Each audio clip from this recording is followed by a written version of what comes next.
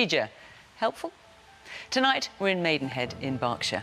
This is loyal Conservative area and is the seat of the former Prime Minister, Theresa May. But our audience here, as always, reflects the electoral picture across the whole country. And they also want to talk about, can anyone stop Putin? Is Britain in decline? And Labour want to stop your boss contacting you out of work hours. Are they right? Welcome to Question Time.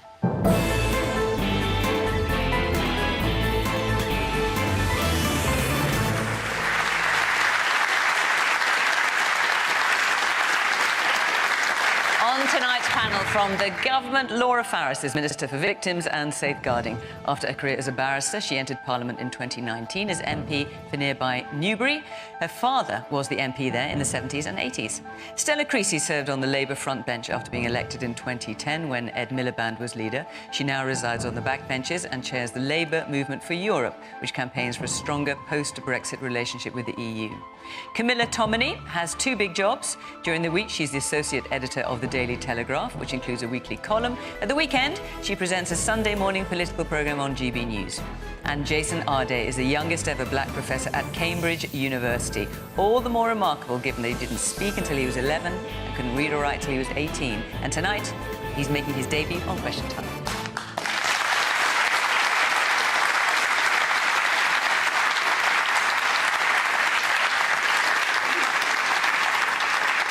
Good evening. Welcome to our panellists. Welcome to our audience here in Maidenhead. Great to see you. And, of course, welcome to you at home as well. The programme is available in all sorts of ways, on iPlayer, on BBC Sounds, and, of course, there's always a debate going on social media, so feel free to join in that as well. Let's take our first question, shall we, which is from Rosemary Davey. Yesterday's Gaza ceasefire debate descended into procedural chaos. Are MPs more interested in political point scoring than a life-saving decision? So how did it appear to you, Rosemary, since you're asking this question? I think that it was such an important decision to be made. I mean, there are thousands of people being killed every day in Gaza. And it just appeared to me that it was a politically motivated point of procedure. And it completely made the mockery of the debate. It isn't clear what the result of the debate was. And I just think that the UK Parliament didn't do itself any service. Stella, do you agree with that? Yeah, I do, Rosemary. And I want to start, and I think I probably speak for Laura as well, in saying this did not cover any of us in glory. This is not what any of us came into politics for. You are absolutely right. This is an incredibly serious, sensitive issue. It's very complicated. There's lots of different factors to it. And I think last night it looks like we lost sight of what really matters. And that matters because it means that you lose confidence in the decisions that we were making. So why did you... I've heard MPs all day saying, this does not reflect well on us, but each one has been blaming all the other parties on their own. So why did you do it? And I'll ask the same of Laura. Yeah, and I'm not going to mudsling or point score about all of this because it is too important. And I sit here as somebody who actually took quite a bit of hope in the end out of the situation, because in November I voted to support a ceasefire. And actually, last night, what became very apparent is there was a consensus across the House that people feel that the UK should be joining in the calls for a cease to the violence, for intervention, that actually what might be about to happen in Rafah is completely wrong and not going to help. And I also sit here, if you take one name away from you, Aded Lifshitz is an 84-year-old Jewish man who's being held by Hamas. He used to drive Gazans to the hospital across the border. His daughter is my constituent. She wants a ceasefire. There is much more agreement on the ground in Israel and in Gaza that what is happening is not right. And actually what you saw in Parliament last night was a lot of people who want to find a way through that. So the fact that's not come out of this, that's on us. And I take my responsibility and accountability in that process as well, because it means that on other difficult, complicated issues, you're going to lose faith in our capacity to find a way through. It's really easy in public life to find somebody to shout at, isn't it? But actually, politics shouldn't be just about can we shout at somebody because you're cross with them, because does that move things forward? And the saddest thing about last night is actually that probably did move the debate forward. It probably does give a clear steer to the government about the kind of conversations we want them to be part of. That is not the conversation we're having today, and I understand why we're not having that today, but that, I think, is the conversation we would all really like to have, isn't it? Is what do we do next to help stop the violence, get the hostages home, get the aid in, and get the two-state solution that we know is the only future for Israel and Palestine? Laura. So Rosemary certainly found it a deeply unedifying spectacle yesterday. Did it show that MPs are more interested in political point scoring than a life-saving decision? No, and I agree with Rosemary that this subject is too important and it is too sensitive to be kicked around like a political football. So was there no element of that yesterday as far as... I mean, for example, you could level this at all the parties, the SNP, Labour and the Conservatives. But since you're here representing the government, when the government decided to stick in an amendment the day before the vote, was that not political point? Was that not playing politics? Well, look, there were sort of elements of the wording that none of the three main parties agreed on. That's why there were amendments. And you'll know that it ended with the irregular outcome of the Speaker apologising to the House. And I want to be completely clear, I'm not laying into Lindsay Hoyle at all. He is a very, very decent person. In fact, he has done a huge amount to restore the reputation of the Speaker's chair since he's been in office. He said last night, I think he made a mistake. And actually, in politics, we go at each other the whole time, sometimes in a way that is toxic and unhealthy, and I think that this should be put behind us. I agree with Stella. If you listen to the substance of the debate, particularly the opening remarks from the government minister and the shadow foreign secretary, it was overwhelming how much consensus there was. So were the Conservatives right to say, well, actually, we're not going to take part in this anymore, we're going to walk out, which is what happened? Well, look, and then the whole thing all went into array. It unravelled. I accept and that. What was Penny Mordaunt right to say, we're not going to take part in this and to walk out? Because I almost lost track of what the procedural issues were. But there were is what happened. There were three was she right to do that? There were three amendments. It impeded the SNP from putting theirs forward. I may not even be saying it quite correctly. Somebody can jump in. But what happened was not a sort of resolution of the issue. Penny raised a perfectly proper procedural point. So she was right to walk out then? Look, as I say... And so for the government to withdraw from the whole thing completely? The Speaker made the unusual decision to apologise, and you can... I'm not going for him at all. No, but that's how the evening ended. But I think just going back to where there were points of agreement, there was an agreement that there was an immediate need to stop fighting, to get the hostages out as an imperative, to get rapid and unimpeded aid into Gaza. And actually, if you look at what David Cameron has been doing and saying publicly, talking about a two-state solution, not as some sort of abstract, but actually meaningfully what that would look like in terms of the governance of Palestine, the rebuilding of Gaza, the rights and responsibilities of the two sides. And I hope you'll at least consider that, actually, in assessing how seriously this is taken by parliamentarians. OK, well, let's hear from some of our audience. Yes, the woman there with the hand up. Yes. There's a genocide, so why is it so difficult for Britain to vote for a ceasefire when other countries have, other than USA? Now, when you say genocide, you say that's a term that's being considered by the International Court of Justice in The Hague at the moment. They haven't ruled on it yet, but they think it's worth further investigation, there are as children I'm sure that are dying you know. of starvation now. I'll take some more points as well, if that's all right, and we'll come back to your point. Yes, the man there in the black jacket, yeah. I think we've got to take account of the fact that the vote itself wouldn't have made any difference to the situation on the ground. That doesn't mean that it is not an important vote. I think it is important for Parliament to speak and to tell the world what we think and what we stand for. What I found really strange is that given the tension and the pressure that some of the MPs have been under when, there are protests, near people's houses or in front of people's houses, people are being hounded on social media for their views and their stands. I would have thought that the one thing that Parliament would do, or the MPs would do for themselves, is to try and protect themselves by finding a consensus position that doesn't divide the parties, so, sort of pitch one against the other. Because at the moment, it looks as if the government is on one side, and then we've got the SNP on the other side, and Labour somewhere in the middle trying to find a way that pleases all their parliamentarians. And I don't think it is going to work. We need to take the heat out of the situation. It is going too far. And I think we don't have to wait until something bad happens to an MP for us to say, actually, we need to dial down the tension. I mean, you make a really interesting point, and dialing down the tension was the antithesis of what happened yesterday, Camilla.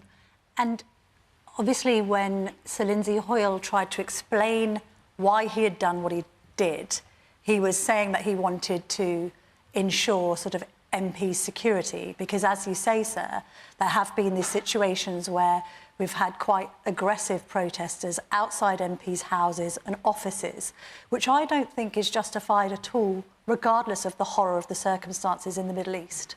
And actually, my problem with how things panned out yesterday is that effectively House procedures and conventions were changed in response to an angry mob. Where does that actually end? Should we just explain that for Camilla, just for people who aren't necessarily completely all over this subject? What the Speaker of the House decided to do yesterday was allow basically 3 debates on 2 amendments and a motion, so that the Conservatives would be able to debate their suggestion, Labour would be able to debate their suggestion, the SNP their suggestion, all slightly different wordings about a ceasefire or humanitarian pause. And it's unusual to have a Conservative... If there's a Conservative and a Labour one, the Conservatives are in government, usually the Labour one would fall by the wayside. Lindsay Hoyle, the Speaker, decided to allow all 3. He said afterwards, because he was mindful of the fact that MPs had been threatened and he wanted everyone to be able to debate. Some people have questioned if that's actually why he made that decision, but that is what he's saying, and he apologised for that. Sorry, Camilla, I just thought I should explain that, because it's all procedural, it's all pretty complicated, but that's basically it. But surely, I mean, in public life, in a democratic country, if an MP doesn't support a ceasefire for their own reasons, perhaps because they think that a ceasefire now isn't the right time, or that they want to wait for Hamas to down their weapons, or they're making the argument that they think that the hostages need to be released in order to dampen down what's happening, they are entitled to have that opinion without feeling threatened by members of the public. You know, this idea that but given that some of them have felt threatened, and some have been threatened, many MPs have been threatened, was Lindsay Hoyle right, irrespective of whether you think he was right to allow all 3 debates or not? Was he right to take that into account? I mean, the Prime Minister today has said, actually, we have to be able to debate this without fear or favour, irrespective of the danger to MPs. And that's the point. I think that Lindsay did it with the very best of intentions, because I think he is an honest and decent man who does care deeply about MP security, and he's got a legacy of very much caring about it. However, when does that end? You know, because actually you're then dispensing with the traditions of the House, you're dispensing with the advice of the clerks, because you're trying to appease an angry mob. So it's an angry mob at the moment about Gaza. In a few weeks' time, it could be an angry mob about the environment, and apparently some MPs have the wrong opinions that then opens them up to threatening behaviour and even death threats.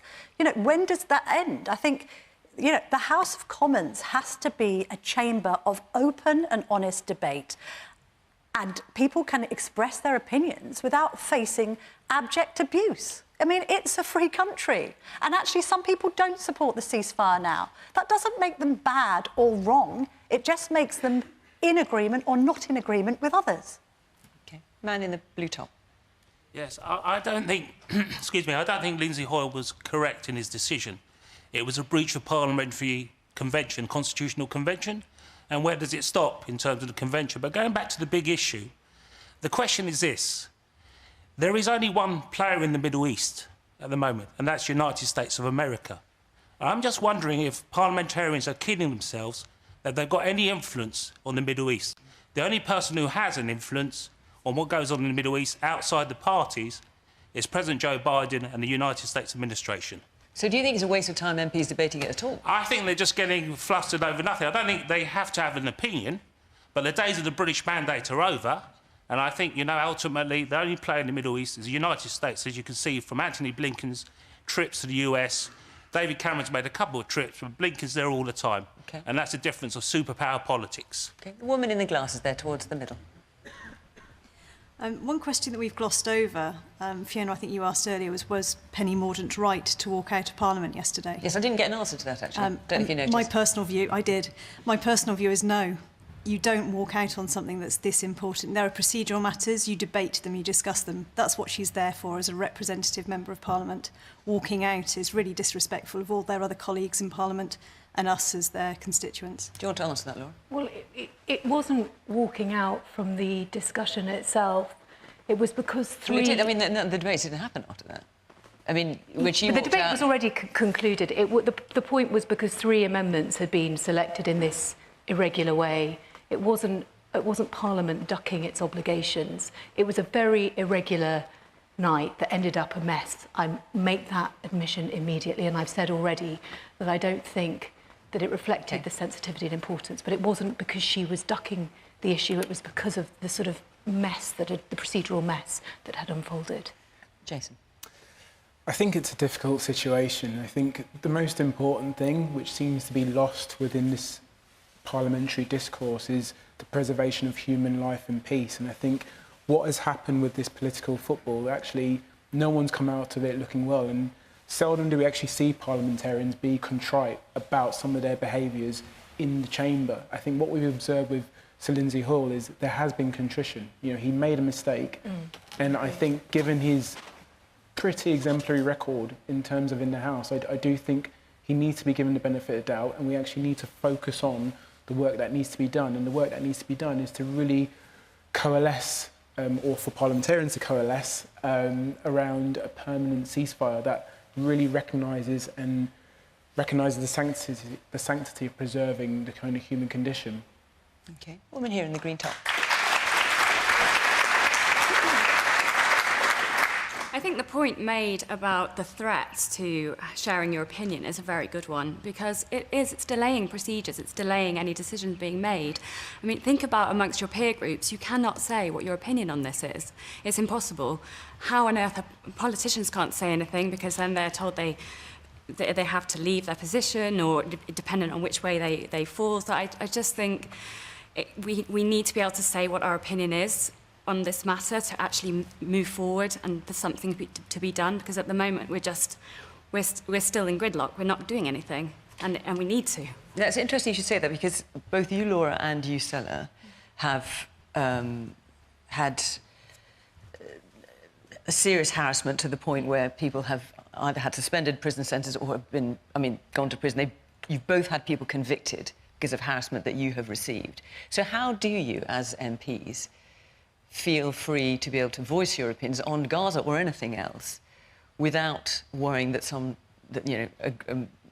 protesters are going to turn up at your house, it may be your children in the house? I mean, how do you manage that? Well, look, it's kind of the answer to the gentleman's question of, sorry, I didn't catch your name, but there is something really precious and important about our British political system that's not like the American system, where actually we live in our... I love Walthamstow. If you've not been to Walthamstow, come visit. It's an amazing place. And I love being part of my community. I love the fact that people stop me. They have strong opinions. We do argue, we do disagree. I don't want to live in a bubble disconnected from my community. I think it's really important to the work that we do. But does it ever make you think twice about what you're saying in the House of Commons? No, because otherwise you're not doing your job. But it doesn't mean it's easy. And I do think, look, frankly, we all owe it to change and challenge this culture, the press included, as well as the people who take part. Because you're right, it's not just in Parliament people feel they can't have a conversation anymore. And, you know, we do need to have more nuance. The gentleman is right. It's not that a vote in the UK Parliament would change anything directly.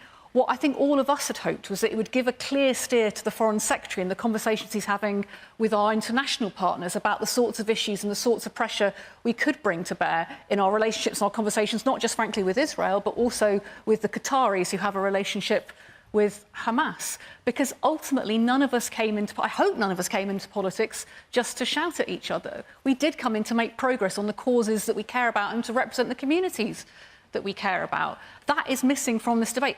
It's not just about Gaza. Of course people feel strongly. You cannot see what is going on there. You cannot feel the anger. I see rising anti-Semitism and Islamophobia in my beloved community because of this issue. But we've also got people who care passionately about abortion who come and cross those lines as well. We've got people who care passionately about climate change. This isn't about individual issues. This is about how we are now conducting our politics. And all of us have to change that. So, Laura, let me ask you then. I mean, this is because you, as I say, you've been the subject of harassment as well. Yeah. Very serious harassment.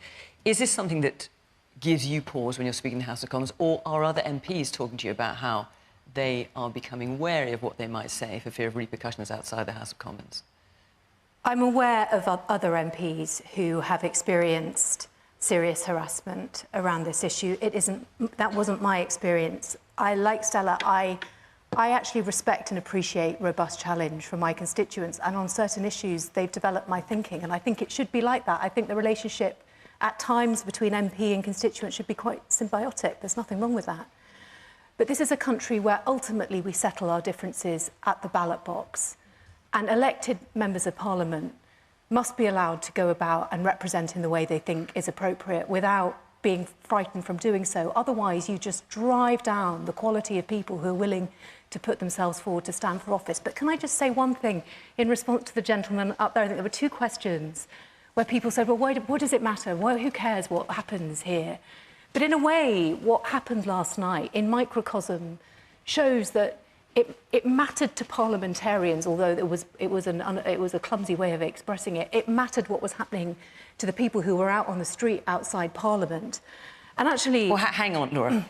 You're not denying there was a bit of politicking going on as well. Well, yes, but this issue does matter, and it's important it doesn't poison our discourse. I don't accept that we're irrelevant. Actually, I think having a former Prime Minister as our Foreign Secretary gives us extra kind of clout on the world stage. He had an audience with Netanyahu, a private one, about 2 weeks ago. You're right, I think, to mention Antony Blinken, but apart from him, is there any other Foreign Secretary who would get that kind of access and represent us well? So actually, I think that we are well represented, and I think these issues do matter. OK. All right. I'm going to move on. I'm sure, I don't want to disappoint those of you who had your hands up, we will come back to this subject time and time again, and quite rightly. I just want to say that next week we are in Croydon in South London. Then after that, up until the Easter break, we're in Cardiff, then we're in Liverpool, and then finally we are in Middlesbrough. So if you live in any of those areas, you'd like to come and be part of the programme, come and be part of the debate, go to the Question Time website. Here's the address. Follow the instructions there, and we would obviously love to see you. Right, let's move on. Let's take another subject. Lots of you wanted to ask questions kind of on this sort of theme, which is why we've chosen it. Matt Ham. Hi. My question is the United Kingdom in decline or on the rise? Laura. Well, look, you know, Matt, that we've been through some pretty hard times. I've only been an MP for 4 years, and 16 weeks after I was elected, there was a once-in-a-century pandemic, followed by an invasion onto the edge of continental Europe, the energy crisis, the spike in inflation, now a conflict in the Middle East. This hasn't been easy times. However, I think we are turning a corner, and I mean that very seriously. I mean, we're in recession, but you think we're turning a corner?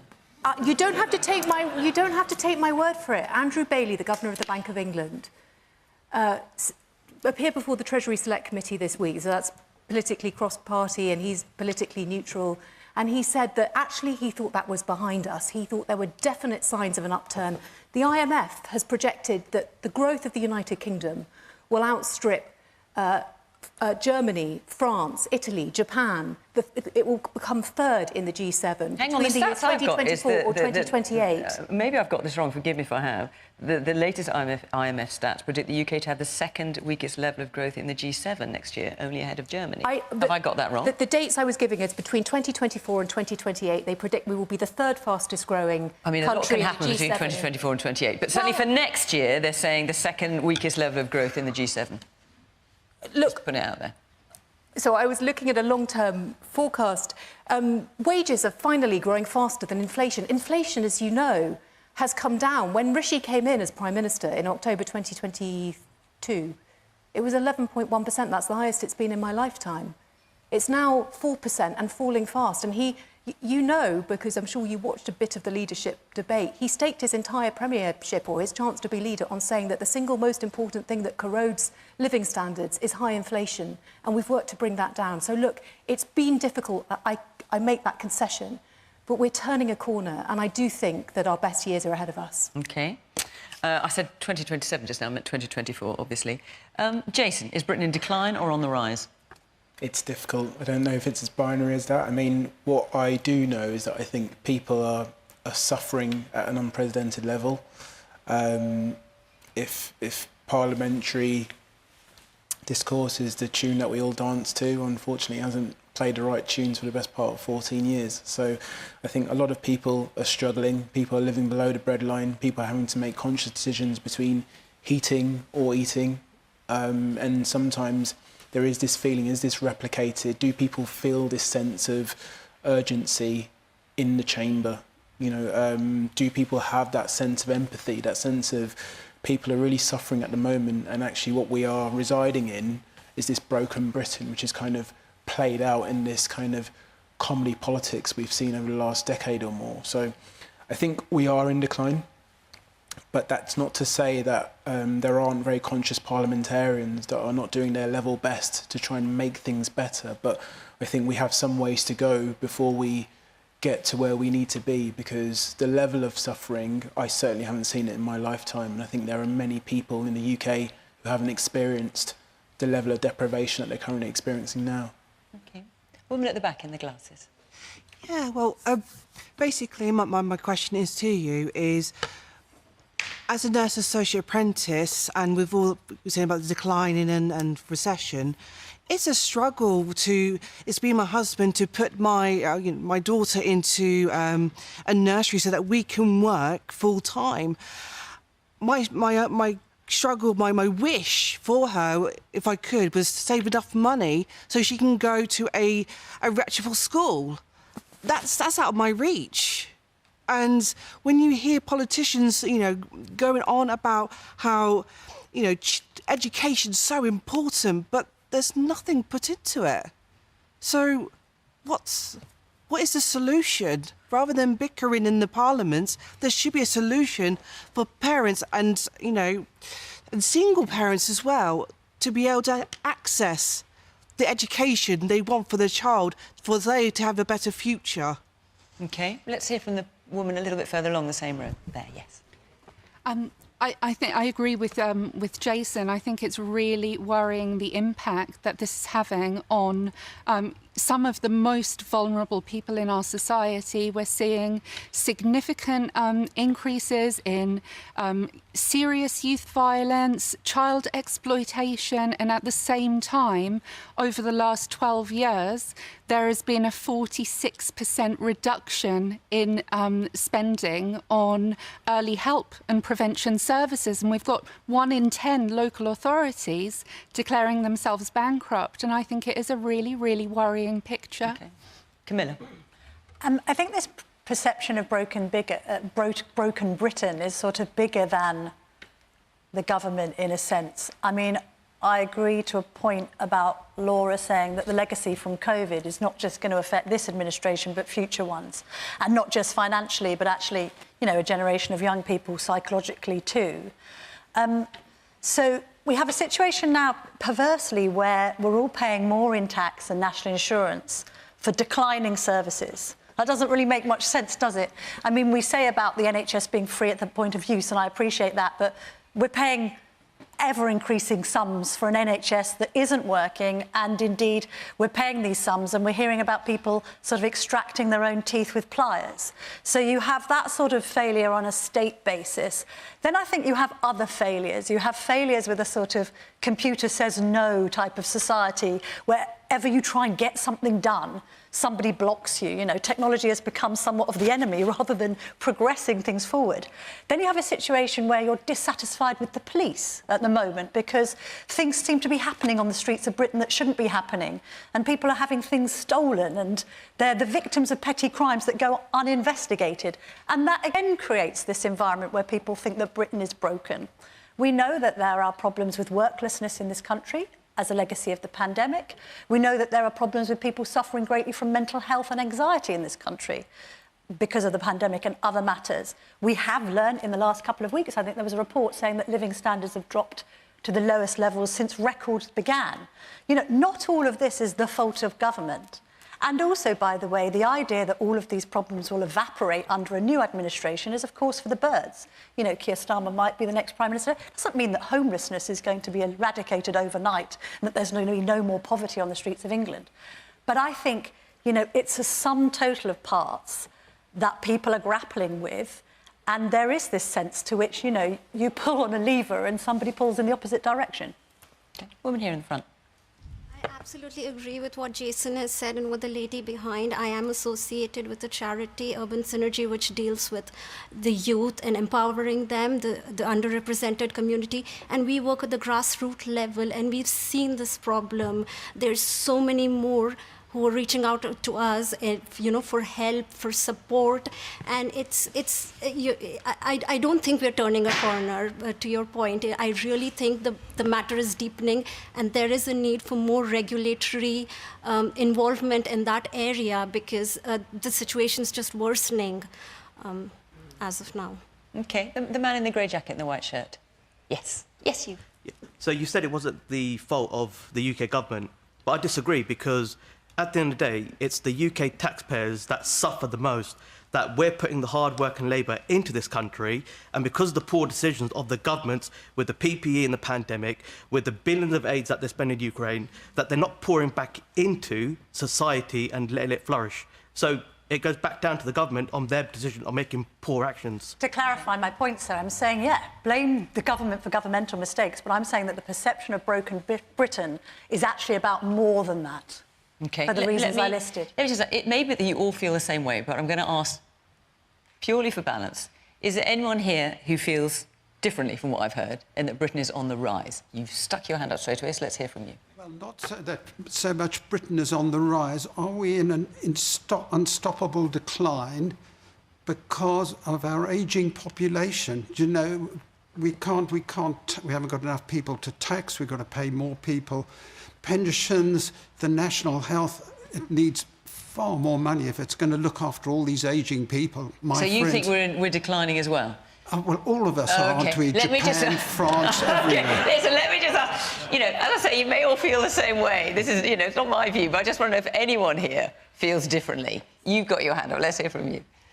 Is there a way that we could be more positive? So if we think of the beginning of COVID, we were all we came together and we actually tried to, in our own little ways, change our ways of doing things to be more positive.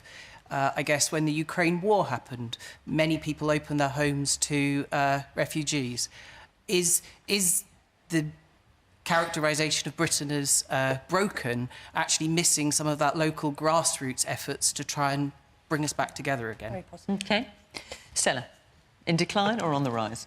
You're right, sir. This is a country full of brilliant people doing amazing, inspiring things. Thank you for volunteering. I meet people, not just in my community, across the country, who are running amazing community groups.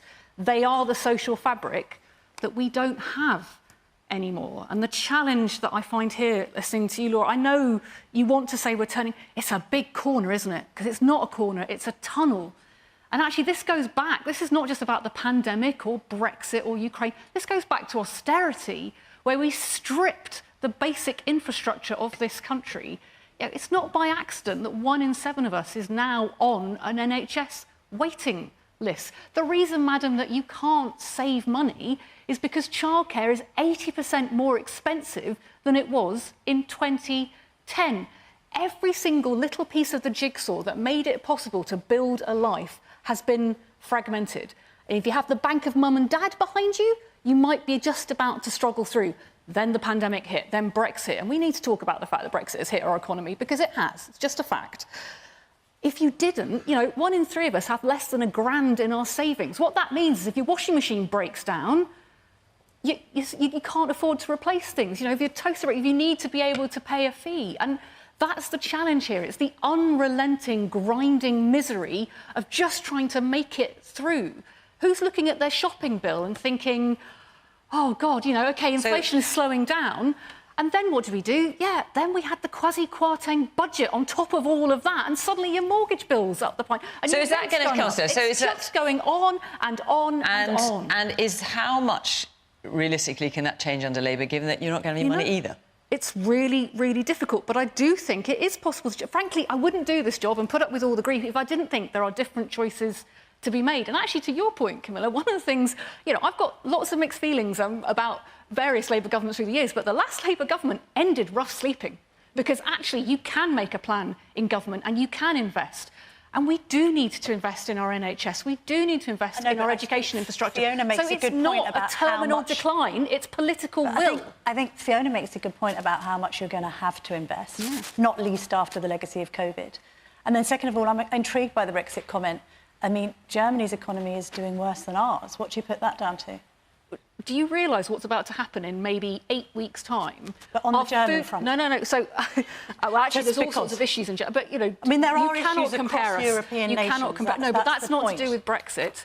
It's to do with COVID. Let's be really, really clear. Like, our trade is down. People here will have lost jobs because their companies will say, actually, we're going to take somebody with a European passport. You know, you can look at the figures, you can look at the impact it's already had on our economy, and this government in 8 weeks' time is planning to increase the cost of importing food into the UK.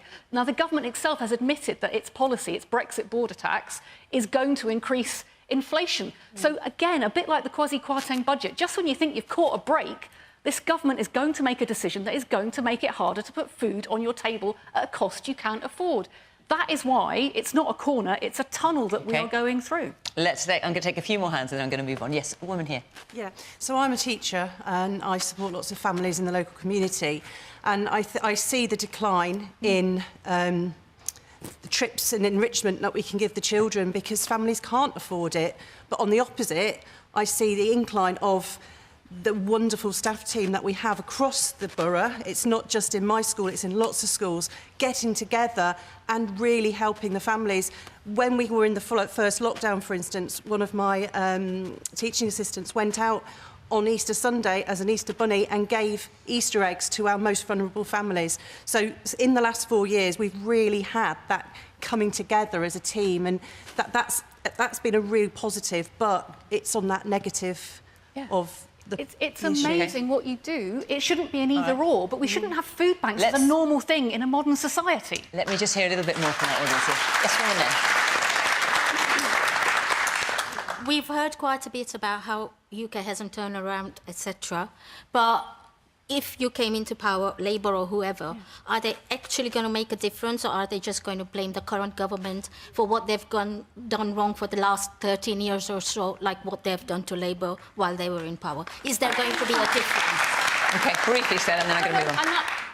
I understand that is a fair question. That is why Keir Starmer and Rachel Reeves are very clear they're not going to make promises that they cannot cost. And that is why some of the conversations people are having are really, really difficult. But you guys are not daft. You know the offer of a temporary tax cut is not going to change the fact that you're probably thinking you have to save to be able to get private healthcare, to get a GP's appointment in this country. Those are the choices that people are making. I absolutely know and take the challenge that you are talking about can we make it real? Because people have also lost trust and faith in the possibility of anything being different. It's this gentleman's comment that makes me the saddest of all. Of course this country can do great things. It needs political will, it needs all of us working together. The ingredients are there, but you're being let down at the moment by this government. Let me take another question. A lot of interest in this. This is from William Ofai. There you are. With Alexei Navalny dead and the Russian economy growing faster than the UK and Eurozone in 2023, are Western sanctions against Russia failing? Yes, and you're absolutely right about the Russian economy, and it's due to forecasts to increase even more next year as well. Are Western sanctions failing, Camilla? Are they making any difference at all? Well, they're making a difference, and indeed everything that's happened, probably from Crimea to Ukraine to what appear to be these state-sanctioned assassinations, has obviously, from a reputational point of view, absolutely lowered Putin's stock and that of Russia on the global stage. Having said that, Navalny's death is like a terrible allegory, really, for sort of Western hubris about Putin over the course of the last decade, I think. And the saddest thing about him dying is, well, a man of just extraordinary courage and character. I mean, to have returned from Germany to Russia, knowing that he would inevitably be imprisoned, fearing probably for his own life, but doing it for the sake of democracy in Russia. I mean, it's the sense to which he now is dead, and we all know how that's happened, is like Putin laughing at the Western world, isn't it? And being able to act with complete impunity So, yeah, I mean, I think we can encourage more sanctions. And But is there any point to that? But, well, what else is there to do? At the end of the day, who can see an end to this that doesn't involve Putin either being deposed or dying? I mean, I literally, anyone on the panel got any better ideas of how this actually ends? Laura? Are Western sanctions failing, first of all? I mean, I saw there's a whole load of new sanctions that have come in today, announced by the government, 50 new sanctions against individuals. I mean, the sanctions against the 6 prison bosses, I mean, what difference is that going to make? Well, it does make a difference, but I think if this shows us anything, it shows us why it is important to maintain the support that we're giving to Ukraine, because we cannot indulge Putin's sort of alternative reality. I mean, it is absolutely shocking that in 2024 a world leader can kill their #1 opponent and know that they won't suffer any consequence for that. It's also a sign of cowardice, actually, because if you can't take your main political opponent, that shows that you're inherently weak. But coming back to William's question, are Western sanctions against Russia failing? I mean, Russia's economy grew faster, as William said, than all the G7 economies in 2023, forecast to do the same in 24. Russian oil exports, I mean, obviously Europe decided to stop importing oil from Russia. Russian oil exports are comparable to pre-war levels. Are sanctions failing? Are they a waste of time? Do we need to think of something else? And if so, what on earth could that be? Well, the tools that we have involve sanctions, but also freezing them out of our domestic markets, which we've done as much as possible, and we've sent people out of the United Kingdom. But look at their economy. It's going gangbusters.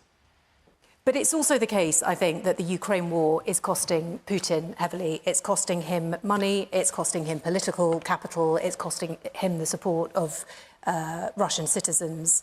And, you know, we alone can't determine his future, but collectively, with NATO, with the support of our allies, maintaining support for Ukraine, ultimately seeing them triumph is the only way, ultimately, that we can remove him from power. Jason? I think it's a very difficult situation.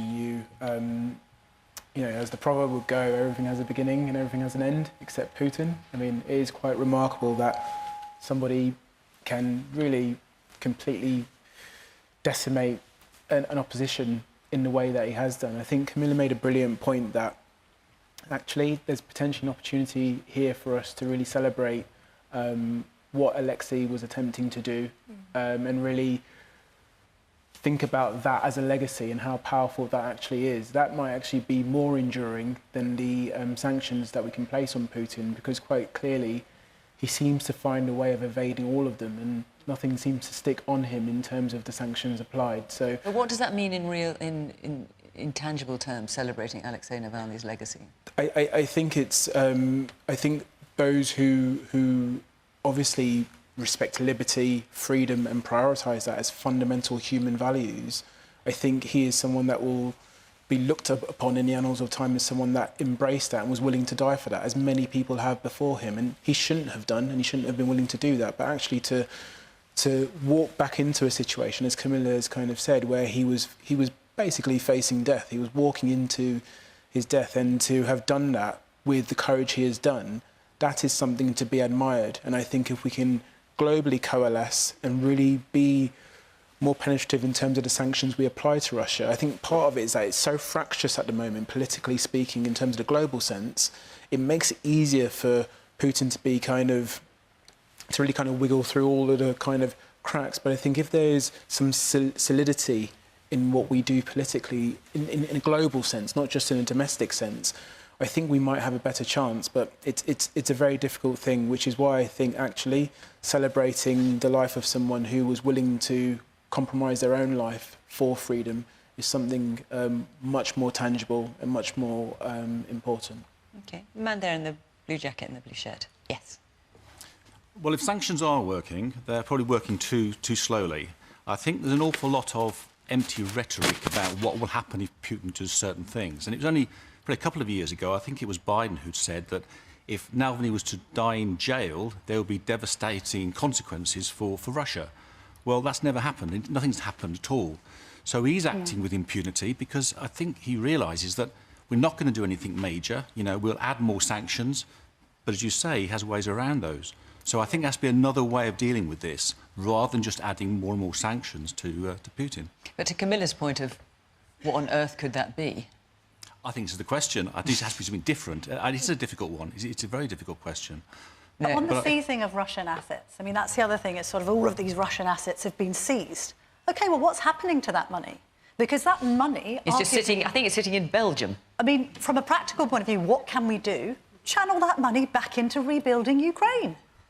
Yes, when there's discussion going on about that, I know. I think it's about 4 billion. The interest on it is something like 4 billion. Man in the glasses with in the middle there. Yes. So the sanctions are failing because Russia has been dealing with intermediate countries, third countries, like countries in Central Asia, in Middle East. That's why they're failing, and no one has the political will to do sanctions on those countries. Mm. And you're saying that because what? Because they are being supplied with machinery, countries like Kyrgyzstan, for example, which I mean, I think imports or exports to which I've got a note here somewhere, but to Kyrgyzstan, I think it is. Exports from the UK to Kyrgyzstan have increased by over 1,000%. A lot of that is machinery, which can be converted to dual use and then can end up as part of the Russian war. I think that's what you're talking about, isn't it? William, you've got your hand up again. What do you think so far? Yes, I mean, I think that... So the thing that was at the back of my mind when I asked this question was the fact that if we cannot make our sanctions work and impact Putin in the way that we think it should, and there is nothing more we seem to be able to do, even the initial response in terms of the strength of our support, I mean, the Western strength of our support for Ukraine, that seems to be fraying a little bit, especially in the US. So I'm thinking, are we going to end up in a situation where we do an about turn in the future and tell Ukraine to go and settle for something that gives Putin a price in the end, and all our sanctions, all our rhetoric, all our words would have counted not for too much, because they would have lost so many men, and then we would have told them in the end, go back, sit and negotiate a settlement. That is what worries me. Does that worry you, Stella? Well, Ukraine has been very clear what they need. This is sitting at the moment with the American Congress, and this has to be a world effort because we are all at risk by the behaviour of Putin. But it's not just that, because it's not just that, Stella, though, because even weapons that the EU has committed to supplying to Ukraine, because we can't produce them quickly enough, they're getting, I mean, I think it's long-range missiles. They've only had half the long-range missiles they're supposed to have had. We need to fast-track the commitments that we have made. But I mean, sanctions is not an easy thing to do, but it is a thing we could be doing better. And I want to pay tribute particularly to the work that Margaret Hodge has been doing in Parliament on this, and frankly holding the government's feet to their fire, because we have become a clearinghouse for Russian money in lots of different ways. But also, the gentleman's point about oil is absolutely right. At the moment, there is a loophole where China and India are importing Russian crude oil, they're processing, and then they're selling it back to us as refined UK oil. Refined oil. That's a clear loophole. And actually, what we're all saying in Parliament, look, we can wring our hands and we can get this right. There is so much more we could be doing to affect sanctions. Because of that loophole, that's creating £140 million of revenue for Russia alone. So there are many more things we could be doing here in the UK before we start talking about giving up on the sanction regime. And I think, actually, Parliament at its best there's been cross-party work on this and challenging the government to go further and faster. And I just hope they finally listen. All right, let's take another question, because this, too, is a subject we will come back to, sadly. I am sure we will. Parmjit Chandler. Yes. Yes. Should employees have a legal right to switch off from work when out of hours? So, this is something that Labour is suggesting. So, I'll come to you in a minute. I'm not going to come to you first, forgive me. So, Labour's new deal for working people, correct me if I get this wrong, will bring in the right to switch off after work and not be contacted by your boss outside working hours. There are some exceptions to that, if you're on call, if you're working overtime. But basically, you can go home and say, that's it, I'm shutting up shop. Jason, good idea? Yes.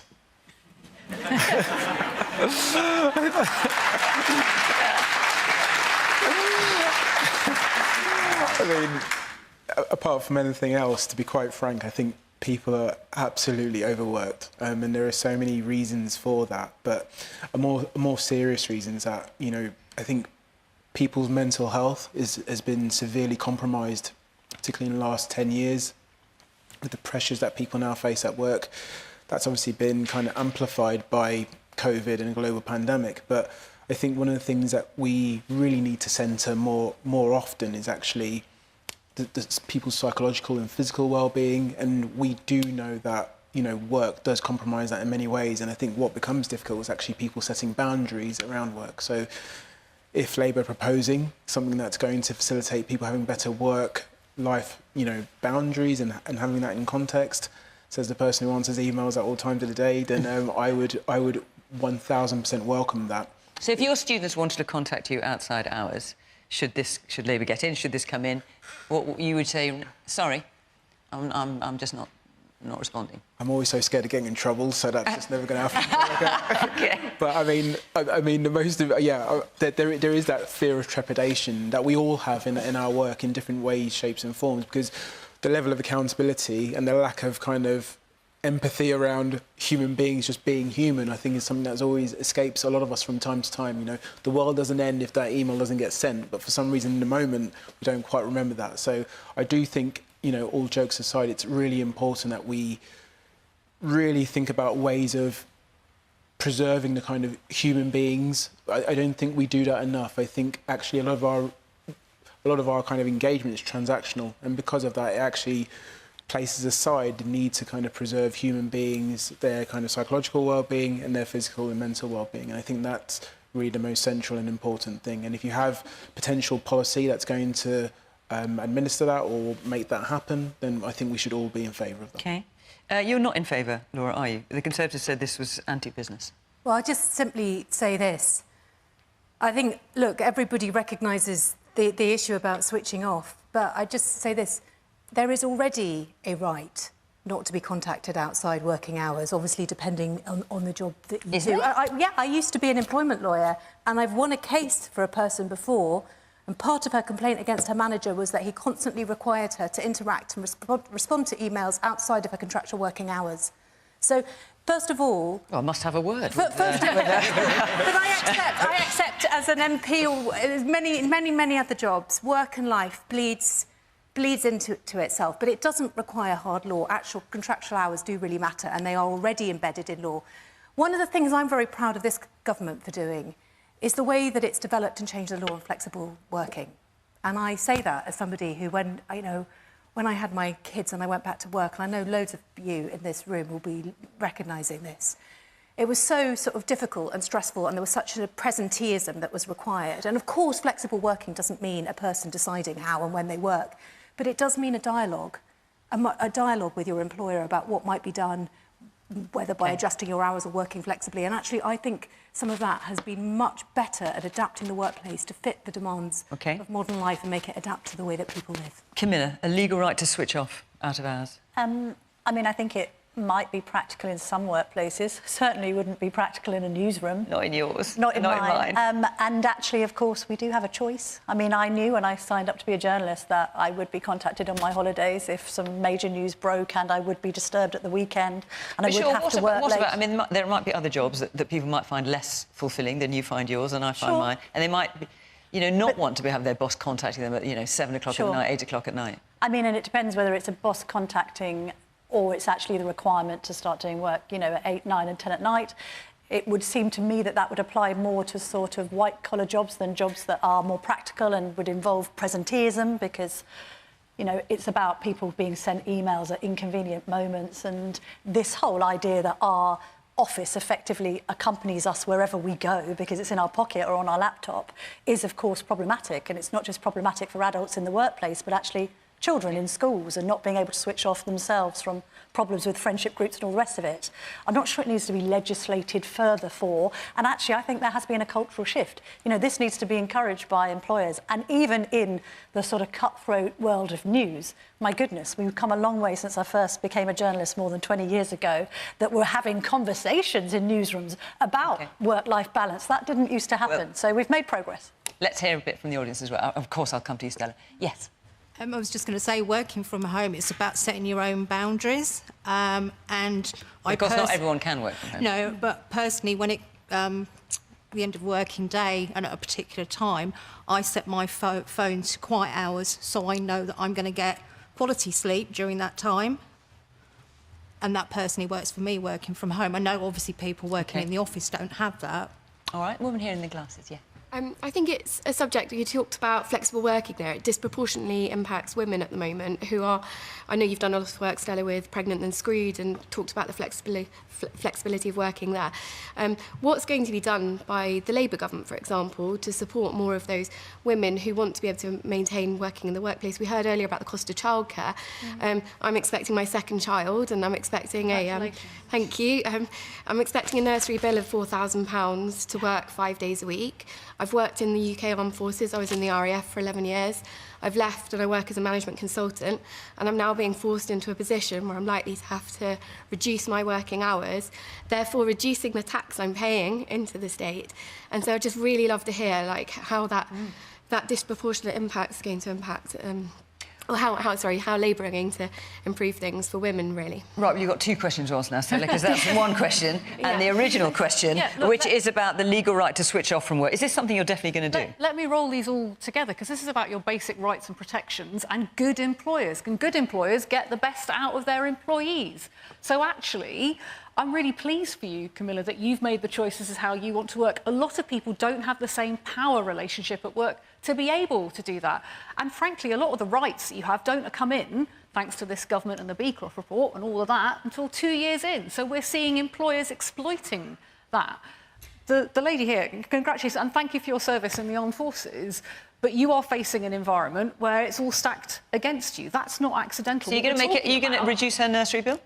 Yes, I mean, we have to, because it's unsustainable. There are people paying more on childcare. And you're going to be able to afford to do that, should you get into power? It's one of the things that's actually an investment. This is the problem. This government is so short-sighted. There's millions of women out of work or not able to work in the ways they want to because they can't get good childcare. And it tends to be women rather than men who end up making that sacrifice. So obviously changing that, as you said, means that you could work more hours. It means you probably end up paying more tax. It helps pay for itself. The problem with what's about to happen right now in April is that we're going to push up demand for nursery places, and those places don't exist because we're expecting the people who work in nurseries let me let Laura in, to earn pittance.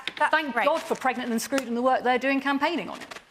I'd like to also congratulate the lady. I can just see you expecting number 2. What we've announced is the biggest investment in childcare ever, and I know because I campaigned for it hard from the backbenches. So you will be able to get comprehensive childcare from when your child is 9 months until the start of school. I'm not eligible.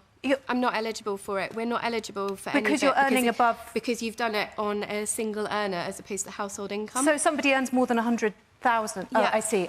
Sorry. So it is which is for considered earners. wealthy. We understand it's a privileged position, but it still means that we reduce my hours down and we have a single earner. So our whole household income is going to be reduced by tens of thousands of pounds a year. Because if you've got one person who's earning £99,999, they benefit from it. And but if someone you else... earn £1 more, and you don't get anything at all. So you're tens of thousands of pounds worth. You've got about 20 seconds to make your case. But the only thing I would say, look, it does apply to people earning less than 100,000, that's true. But I haven't heard anything from Labour on what they would do on childcare. Absolutely nothing. They said they were going to do something as big as the launch of the NHS. But I don't know what that means. We've set out the most comprehensive childcare package in a generation, and I have heard nothing on what they're going to do. Stella, you would love to come back in, and I'm so sorry I can't. It's simply because we've run out of time. So forgive me, Stella, because obviously I appreciate you'd want to respond to that. Our hour is up. In fact, we're over our hour, so I've got to end it now. Sorry to all of those who've got your hands up. Just to say that we will be in Croydon next week if you want to come along. But for now, from Maidenhead, from the panel, from our audience here, thanks for watching. Bye-bye.